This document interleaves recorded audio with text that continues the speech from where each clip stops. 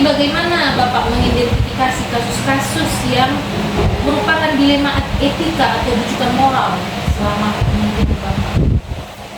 Ya, bagi saya misalnya kalau ada hal atau kasus yang merupakan dilema ketika bagi saya dalam menyikapi sebuah keputusan terkait hal yang mungkin harus saya putuskan, biasanya saya itu yang pertama adalah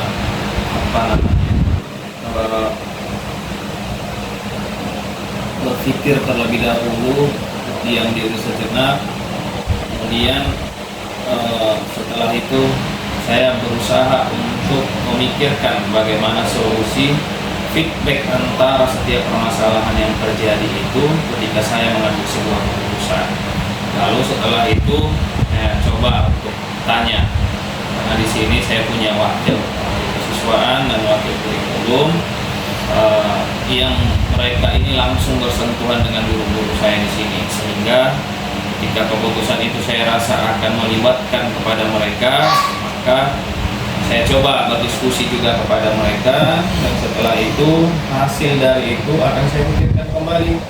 Lalu saya diskusikan kalau itu sifatnya harus saya sampaikan ke yayasan. Tapi kalau dia cukup pada tahapan saya, karena kita sekolah swasta, maka saya putuskan setelah itu. Jadi gitu saja. Lagi. Kemudian Pak, kalau dia kasus yang sama-sama salah dan benar, kita sudah pasti bisa mengambil keputusan bahwa kita harus mendukung yang benar, gitu kan? Tapi kalau sampai pada kasus yang keduanya sama-sama benar, yang A benar, yang B juga benar, bagaimana biasanya Bapak mengambil keputusan dalam menyelesaikan kasus tersebut? Ya, kalau ada kasus yang sama-sama benar, tentunya kalau harusnya kasus ini ada permasalahan, maka dia menjadi sebuah kasus kan. Tapi kalau kasus itu dikatakan sama-sama benar atau kejadiannya semuanya efeknya baik, maka tentu kita lebih memikirkan atau memilih efek atau feedback dari kasus ini yang mana yang lebih banyak manfaatnya terlebih dahulu, ya kan?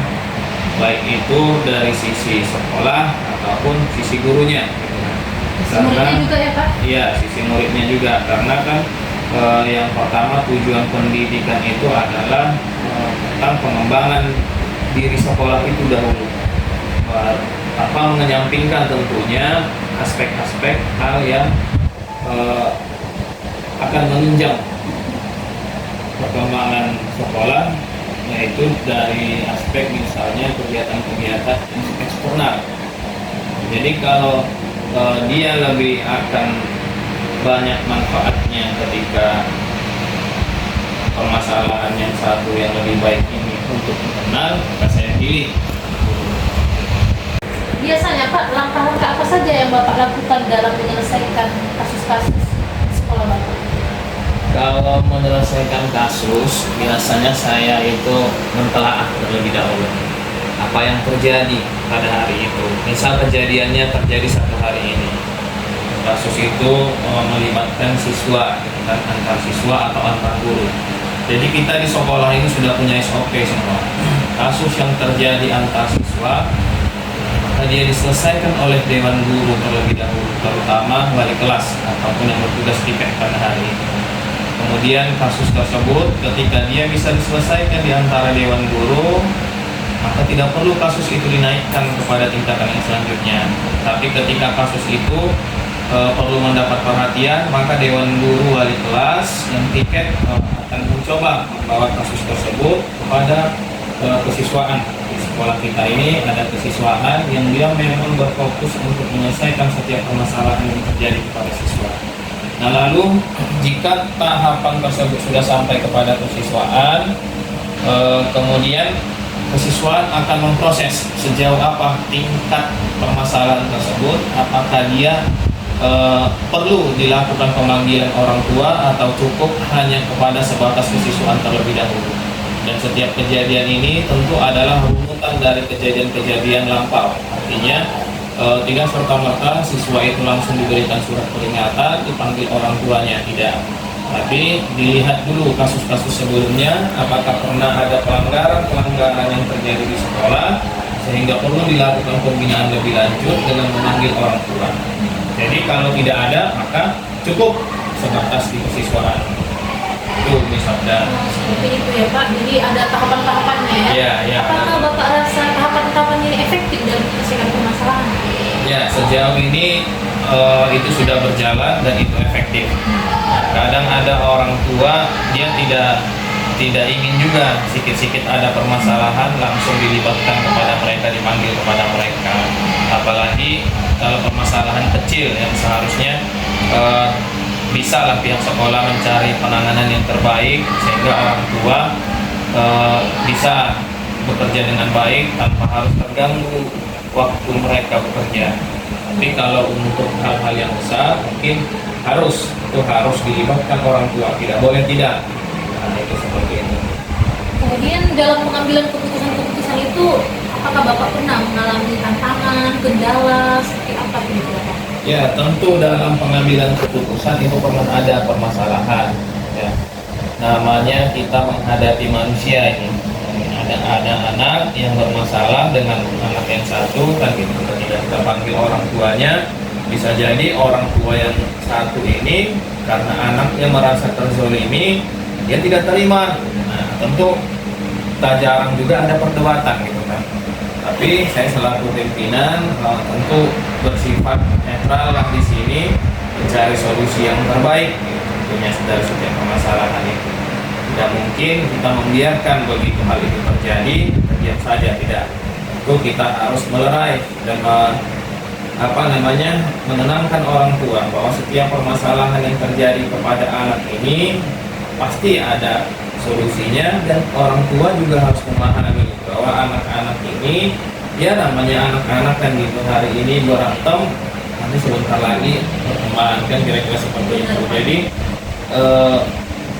kalau panjang itu tidak baik juga untuk keberlangsungan pertemanan anak-anak. Nanti anaknya sudah berteman baik, orang tuanya justru yang tidak baik kan, ini yang kita hindari. Jadi kalau kasus-kasus itu ada, dan kita juga pastikan setiap kasus ini ketika kita panggil orang tua, perlukah kita menghadirkan kedua belah pihak atau cukup dari satu belah pihak saja terlebih dahulu. Ya. Berarti pihak sekolah biasanya jadi problem solving ya, atau penengah di antara itu? Iya. Kita berupaya untuk menjadi penengah bagi setiap permasalahan yang terjadi kepada siswa kita di sini. Dan itu selalu kita lakukan dengan cara yang terbaik, ya. Kita lakukan dengan cara yang terbaik agar setiap permasalahan yang terjadi, baik itu antar siswa, orang tua, juga kepada guru, itu bisa terselesaikan dengan baik dan berjalan. Jika Bapak mengambil sebuah keputusan, adakah jadwal tertentu? Misalnya ada sebuah permasalahan atau tahapan rutin atau jadwal-jadwal tertentu dalam mengambil keputusan? Kalau terkait pengambilan keputusan untuk jadwal tertentu, biasanya itu penyesuaian. Ya gini, kadang kan kita tidak tahu tiba-tiba ada kegiatan saya di luar, sehingga mungkin ada hal yang harusnya bisa diselesaikan atau ada permasalahan yang harusnya ditangani, atau mungkin akan tertunda dahulu untuk diselesaikan di lain waktu, atau mungkin bisa saja karena dia bersifat permasalahan tadi dan kita punya guru yang sudah kompeten lah di bidangnya, kita katakan karena memang dia kesiswaan, sehingga kita lihat apakah dia bisa menangani gitu. Nah, kalau untuk terkait jadwal, biasanya di jadwal-jadwal rapat yang kita ada. Kalau jadwal rapat khusus kita ada gitu setiap Sabtu. Kemudian kita juga ada jadwal khusus lainnya, itu terkait mungkin penguatan bagi guru-guru. Nah, itu hari Kamis kita. Hari Kamis nanti kita ada briefing kepada semua guru. Dan terkhusus di hari Senin kita juga ada jadwal. Jadwal itu mengevaluasi setiap program kegiatan yang kita kerjakan selama 1 minggu, itu di hari Senin. Jadi saya kalau di hari Senin itu di jam pertama, kedua, kesiswaan itu dikosongkan waktunya.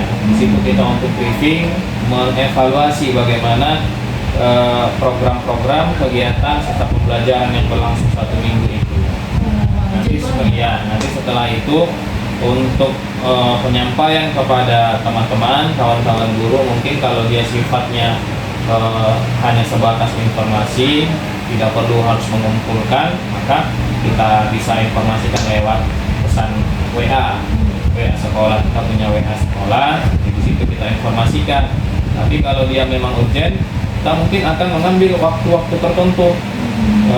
Kita panggil guru-guru yang bersangkutan yang perlu memang kita diskusikan. Gitu. Sejauh ini untuk jadwal dalam setiap permasalahan itu kebetulan saya standby di sekolah, jadi kapanpun waktunya biasanya saya bisa. Seperti itu, terkecuali ada rapat-rapat di dinas atau di luar yang memang dia tidak bisa saya pada waktu itu menyelesaikannya. Kira-kira seperti itu misalnya jawaban saya. Kira-kira ada nggak seseorang atau faktor-faktor yang membantu Bapak dalam mengambil keputusan dalam kepemimpinan Bapak ini? Ya, tentu ada. Yang pertama, kalau dia di internal di sekolah, itulah tadi kesiswaan dan kurikulum. Tapi walaupun sudah ada kesiswaan dan kurikulum, tentu saya juga bertanya kepada guru-guru yang lain juga, saya pertimbangkan juga. Tak jarang saya panggil satu-satu guru itu, saya tanya, menurut ibu bagaimana pandangannya ibu tentang ini dan ini. Dan kemudian nanti itu akan saya diskusikan di akhir dengan tim saya tadi. Nah, kalau keputusan itu dia perlu diketahui oleh yayasan, yang artinya bersifat penting sekali untuk perkembangan sekolah dan sebagainya, maka itu juga akan saya diskusikan dengan yayasan. Bagaimana ini ada hal yang perlu dijalankan atau diambil segera keputusannya, itu tentu akan saya diskusikan juga. Jadi ya tentu pastilah kalau terkait tim tadi atau teman untuk membicarakan sebuah keputusan itu ada.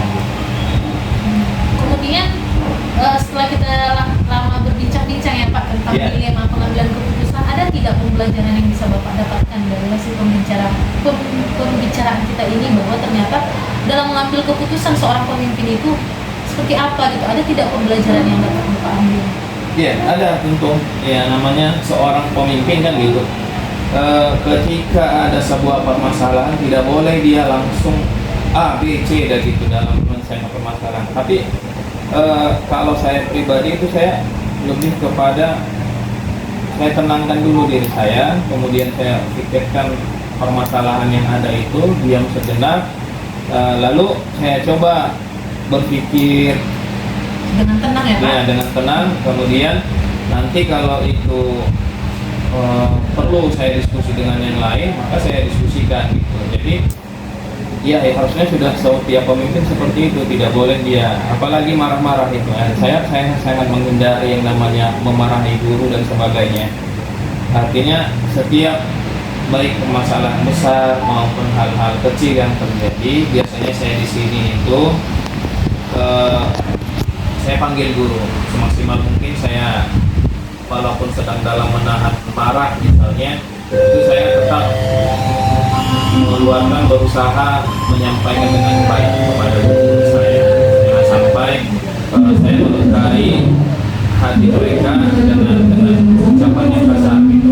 Walaupun sebenarnya ada kalanya perlu ketegasan dalam menyampaikan sebuah informasi, apalagi itu terkait permasalahan yang dikerjakan oleh seorang guru atau siswa kita di sekolah ini. Apalagi kalau itu berulang. Tapi sejauh ini saya tetap berusaha kalau ada permasalahan besar dan sebagainya, saya panggil gurunya, dan sebelum gurunya datang saya sudah memposisikan diri saya menahan amarah gitu. Artinya jangan sampai amarah saya ketika berhadapan dengan guru itu keluar gitu ya, supaya guru juga bisa nyaman walaupun ada hal dia merasa tetap diayomi dalam permasalahan. Baik Pak, terima kasih banyak atas wawancaranya Pak. Terima kasih sudah membantu saya. Mudah-mudahan Bapak semakin kuat dalam memimpin sekolah yang Bapak pimpin dan semakin bermanfaat. Terima kasih ya Pak. Ya. Assalamualaikum warahmatullahi wabarakatuh. Marbun. Waalaikumsalam warahmatullahi wabarakatuh. Sanda. Izinkan saya Bu mewawancarai Ibu dalam rangka menyelesaikan tugas CGT saya angkatan 11 tentang modul pengambilan nilai-nilai kebajikan oleh seorang pemimpin. Boleh, silakan Bu Sanda. Oke Bu, di sini saya ingin mewawancarai Ibu selama kepemimpinan Ibu, bagaimana Ibu mengidentifikasi kasus-kasus yang merupakan dilema etika, benar sama benar, atau yang sering terjadi adalah bujukan moral, kasus benar dengan salah. Bagaimana Ibu mengidentifikasi di masa kepemimpinan Ibu ini? Oke, kalau mengidentifikasi yang pertama sekali Bu, kita tengok dulu memang ada nggak terjadi dilema itu. Jadi nggak dilema etika itu. Kita kan kadang-kadang mau juga supervisi Bu, melihat-lihat ketika guru itu melakukan pengajaran di kelas, kadang kita juga keliling berjalan ke sini, dan bukan hanya itu saja cara kita mengidentifikasinya. Dari mana lagi kita mengidentifikasinya? Dari cara kita komunikasi juga kepada wakil-wakil ini, kepada wakil kepala sekolah. Kita komunikasi kepada wakil kurikulum, kita komunikasi kepada wakil kesiswaan, bagaimana guru-guru ini, apakah ada terjadi tentang dilema etika itu, atau yang terjadi dengan dilema moral gitu, yang sama bujukan moral itu, apakah memang terjadi, kita identifikasi dulu gitu. Kalau memang ada terjadi, baru kita cari solusinya apa untuk mengatasi tersebut. Berarti begitulah cara Ibu dalam mengambil keputusan ya Bu? Iya, kita tarik dulu. Memang nyata nggak dia ada, memang nyata nggak terjadi seperti itu. Jangan nanti asal dari mulut ke mulut, ternyata tidak benar yang terjadinya. Kalau dari mulut ke mulut pun kita tanya juga sama orang yang bersangkutan, kita dudukkan juga.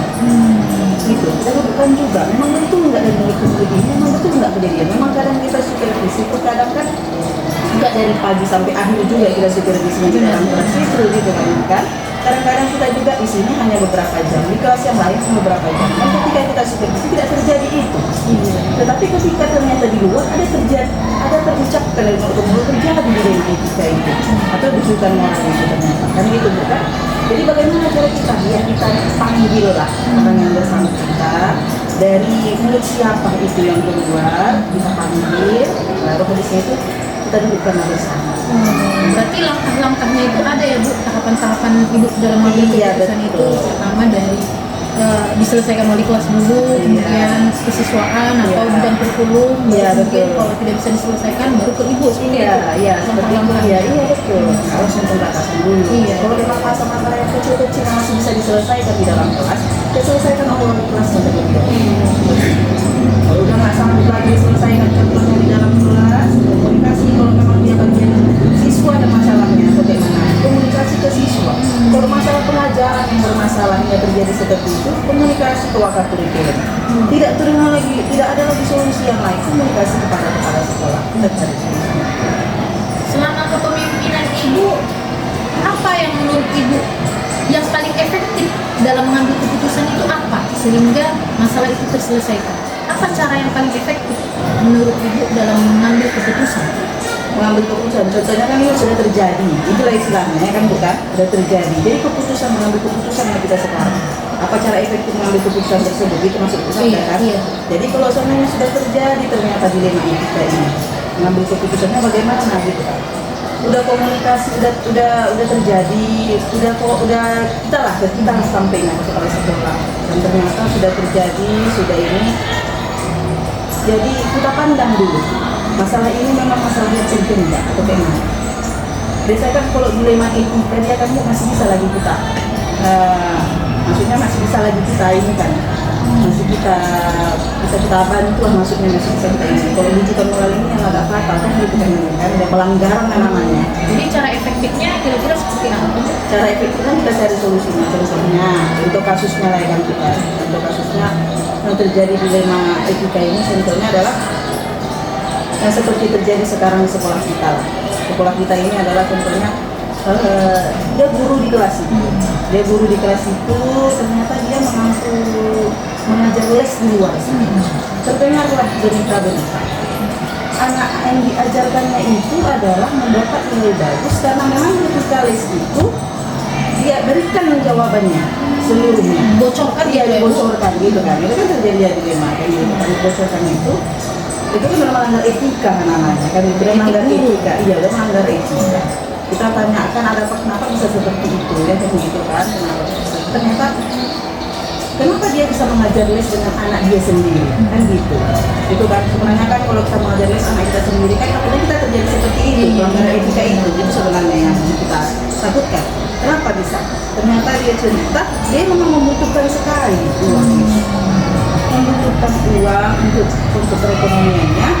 Sedangkan lesson dari luar, anak-anak yang dari luar tidak ada lagi maksudnya yang dapat dia kecuali dari anak kelas dia sendiri, seperti itu. Jadi kita punya solusi lagi untuk dia, bagaimana gitu. Itu kan ada dilema etika. Dalam satu sisi memang dia butuh dulu itu, hingga kita memperbolehkanlah dia untuk mengajar les anak tersebut. Kita perbolehkan. Di satu sisi dia melanggar, dia membocorkan soal. Iya, dalam satu sisi dia melanggar etika itu gitu. Kan dilema itu namanya. Udah kita izinkan kenapa dilanggar kan gitu namanya. Jadi kalau udah terjadi seperti itu nggak mungkin kita balik nggak boleh tahu mau ngapain itu. Kita berikan peringatan terlebih dahulu.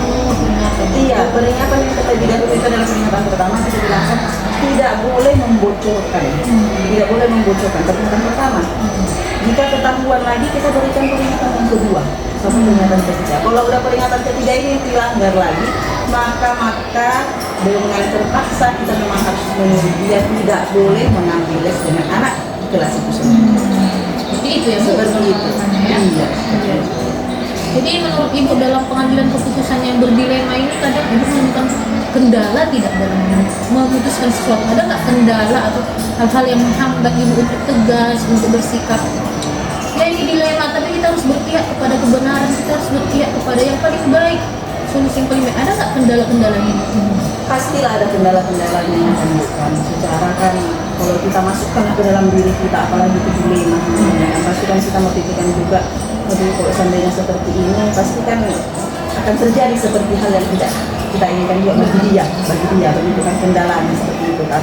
Tetapi sebagai di suatu organisasi yang kita juga harus menegakkan sesuatu hal yang adil dan benar kan gitu kan, karena namanya ini juga sekolah kita adalah sekolah swasta dan pelayanan yang kita berikan adalah pelayanan yang bagus. Kita tidak mau ini tercium busuk di luar sana, kita nggak mau ini kalau kita menjadi busuk di luar sana, kita nggak mau, kita kan maunya yang terbaik. Maka bagaimanapun juga kita juga harus tegas menetapkan.